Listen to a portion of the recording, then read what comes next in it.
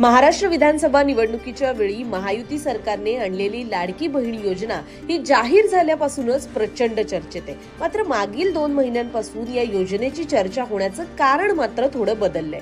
पात्रतेच्या अपात्रतेच्या निकषांमध्ये वारंवार झालेल्या बदलांमुळे आता आपण सुद्धा अपात्र होणार का, आपल्या खात्यातले पैसे सुद्धा सरकार परत घेणार का, अशी चिंता अनेक लाडक्या बहिणींना लागलेली आहे। आणि आता यावर स्वतः मुख्यमंत्री देवेंद्र फडणवीस यांनी एका कार्यक्रमात बोलताना स्पष्ट उत्तर दिलेले आहे। याशिवाय मागील काही आठवड्यांपासून राज्यातील शिवभोजन थाळी, तीर्थदर्शन थाळी किंवा आनंदाचा शिधा या योजना सुद्धा बंद होणार का, याबद्दल सुद्धा जी चर्चा रंगत होती त्यावर सुद्धा फडणवीसांनी सरकारची भूमिका स्पष्ट केली आहे। नेमकं मुख्यमंत्र्यांनी काय उत्तर दिलं ते आपण या व्हिडिओमधून जाणून घेणार आहोत। बहीण योजनेबाबत, ती योजना सुरू राहण्याबाबत फडणवीस म्हणाले की ही योजना सुरू केल्यानंतर 40 ते 45 हजार कोटींचा भार बजेटवर आला आणि फिस्कल स्पेस कमी झाला, हे आम्ही मान्य करतो। मात्र लाडकी बहीण योजना बंद करणार, ही योजना बंद करणार, ती योजना बंद करणार असा कुठलाही सरकारचा विचार नाही। मुळात सुरू झालेली कुठलीही योजना ही बंद होणार नाही, ती चालूच राहणार आहे। मी हे देखील अधिकाऱ्यांना सांगितलंय की आपण रिव्हर्स गणित मांडलं पाहिजे।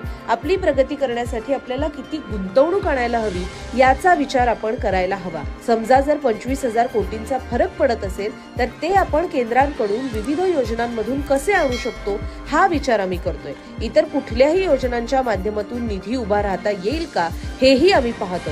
मुळातच महसुली तूट वाढते म्हणून भांडवली खर्च कमी करा या ट्रॅप मध्ये आम्ही जाणार नाही, आम्हाला जायचंच नाही, असं सुद्धा फडणवीसांनी ठणकावून सांगितलं।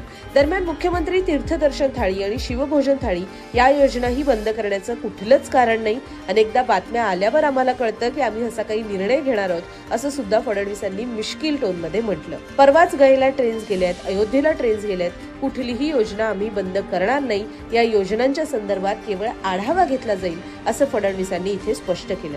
दरम्यान लाडक्या बहिणींमधील अपात्र बहिणींविषयी त्यांच्या खात्यातून सरकार पुन्हा निधी घेणार का याविषयी सुद्धा फडणवीसांनी उत्तर दिलं। ते म्हणतात की लाडकी बहीण योजनेत आतापर्यंत अनेक अपात्र बहिणींनी लाभ घेतलेला आहे। आपण जर नीट आढावा घेतला तर ही संख्या साधारण 10 ते 15 लाख बहिणी इतकी जाऊ शकते। त्यातल्या अनेक लाडक्या बहिणींनी लाडकी बहीण योजनेचा लाभ घेणं सोडणं हे देखील सुरू केलेलं आहे। स्वतःहून त्या पुढाकार घेऊन आम्ही अपात्र आहोत, आम्हाला यापुढे योजनेचा लाभ देऊ नका यासाठी सुद्धा अर्ज केलेले आहेत आणि आम्हालाही ते अर्ज मान्य करणं भाग आहे, कारण यासाठी आम्ही कॅगला उत्तरदायी आहोत। कॅग कडून विचारणा झाल्यानंतर आम्हाला त्याचं उत्तर द्यावं लागतं आणि अशा प्रकारे यापुढे कुठल्याही प्रकारे अपात्र महिलांना किंवा योजनेसाठी अपात्र लाडक्या बहिणींना लाभ मिळू नये यासाठी आम्ही दक्षता घेणार आहोत। मात्र याचा अर्थ हा नाही की आतापर्यंत ज्या बहिणींना लाभ मिळाला तो सन्मान निधी आम्ही परत घेऊ, कारण की आतापर्यंत जो निधी त्यांना मिळालेला आहे तो आम्ही परत मागणार नाही, तो निधी त्यांच्याकडेच राहील।